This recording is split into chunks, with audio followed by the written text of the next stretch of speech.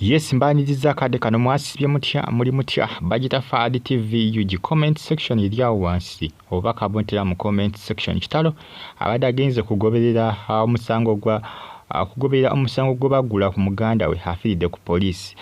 Police esobeddwa tubidde n'omulambo ebyennaku bisekerwa ngenda kwambe kutuusaako byonna wano ku Fadi TV UG waliyo Fadi UG News waliyo KBTV UG wano mba n'amawulire agaba gatambula okwetola eggwanga Uganda abali Kata abali Saudi Arabia basinza mu ggwanga erya Uganda nkwebaza gwe wena eyasubscribinga gwe wena atenema kubanga osubscribinga Bambi ngenda kusaba osubscribinge onyige ne kade ne comment section we eri awo obaka bontere awo wansi mu comment section ate osigalenga ogifollowinga mbagala nnyo mwena era mbeebaza ne bagamba nti muri bakabi nnyo okubanga mu followinga Kitalo nnyo mbagamba nti abadde agenze okugoberera omusango gwo bagula ku muganda we Afiriddewo ku police.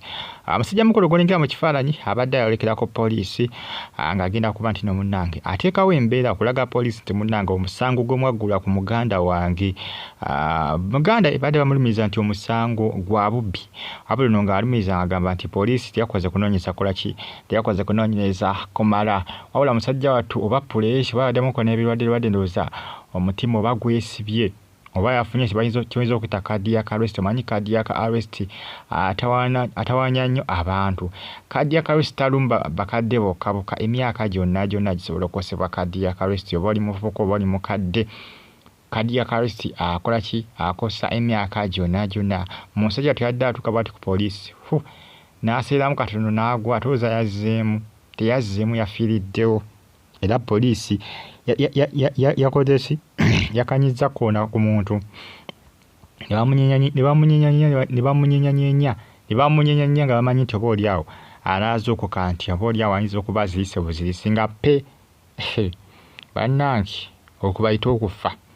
Eri abagamba mbu oluusi mbu omuntu okufa kati kuba eri abantu abasinga abafiira mu bubenje ne bagamba bannaye kati bakyadde avuga sipiidi. Kituufu kale kuvuga sipiidi si kulungi ku nguudo naye ebiseera ebisinga okufa okuba kutuuse nga oli waakufa oba waakufa si kulimba.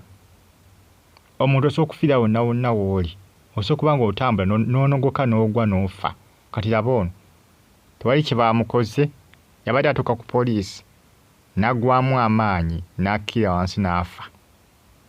Abamu bagamba mbu ddogo nkirabika nti tewaliwo yakoze tewaliwo yamusindikidde eddogo nti era yamusindikidde eddogo nti yabadde alaba ng'onagenda kulemesa pulaani ze kubanga nti oyo yamusindikidde eddogo yabadde ayagala nti oli muganda we nti asibwe. Abasinga batandise okubiteekawo batandise okuteekawo okujwetika obujwanga batandise okuteekawo ebigambo naye nga poliisi amunange bwetyo bwe yasobeddwa nga yeebuuza omusajja abadde ki. Bageeza kwagala omuddusa mu ddwaliro naye nga pe baatuusiza ndowooza na mufu mu ddwaliro baadde balowooza nti oba oli awo alimu akalamu naye nga information etambula eraga nti poliisi erabika yamuddusiza mu ddwaliro nga yafudde nadda alabika yafiiridde awo we yagwiridde ekigaawo ku poliisi ng'aweta. Munange bitalo bitiisa ku sayidi eyo Maziga na Entiisa abantu bafa abantu batandise okufa. Mwezi gwa Novemba guno gula abantu twavudde mu October kati tuli mu November guno bw'oguyitako nagwo n'oyita ne mu December n'oyingira mu mwaka omupya weebaze Katonda. Bw'otuuka nga lumu January 2025 ng'olikirira ng'okyali mulamu weebaze Katonda kubanga abantu banogoka enkya n'eggulu. Omuntu okufa tekikwetaagisa ddakiika sekende zimala omuntu okufa. Omuntu okufa teweetaaga mmotoka kukoona n'ofa nedda. Osooka n'okuka bulungi n'okola ki n'ofa n'okala ne beebuuza ye omuntu n'afudde biki kibayita ekibwatukira.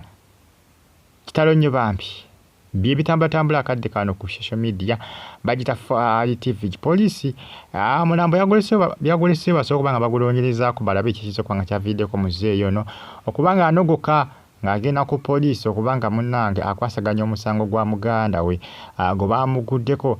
Poliisi yasabye abafamily bagere nga bagumiikiriza basooke banoonyereze kiki ekiyinza okuba nga kyaviiriddeko Muzeeyi ono okuba nga anogoka n'akola ki n'afiirawo mangu ago. Oluvannyuma omulambo gwe gugenda kuba guweebwa abafamily. Mwongere okuba nga mugifollowinga okubayita okufa teweetaaga ddakiika kufa just as second bu second zimala omuntu okufa. Teweetaaga ssaawa, teweetaaga lunaku lulamba, just second ekumala okufa. Ekumala okufa. Abasawo bali mu kunoonyeza balabe omusajja ono kiki? Kituufu cardiac arrest kiki? Yabadde mukono ebirwadde byali bimugoyaagoya, manyi cardiac arrest yakyasinze okuba ng'atta abantu mu nzita eri enkambwe. Eri enzita enzibu ennyo kamala omutima gwesiba mulundi gumu. Ate buli muntu sigamba nti alumba bamu na bamu. Nedda. Asooka okulumba omuntu yenna n'akola ki? N'ofa. Omuntu yenna cardiac arrest asobola okumulumba. Just mutima gwesiba busibe ne guba tegukyakola bulungi. Omusana ne guba nga tegukyatambula bulungi kutuuka ki? Kutuuka ku mutima gye bayita cardiac arrest. Kitalo nnyo Bambi ekya Omuzeyi.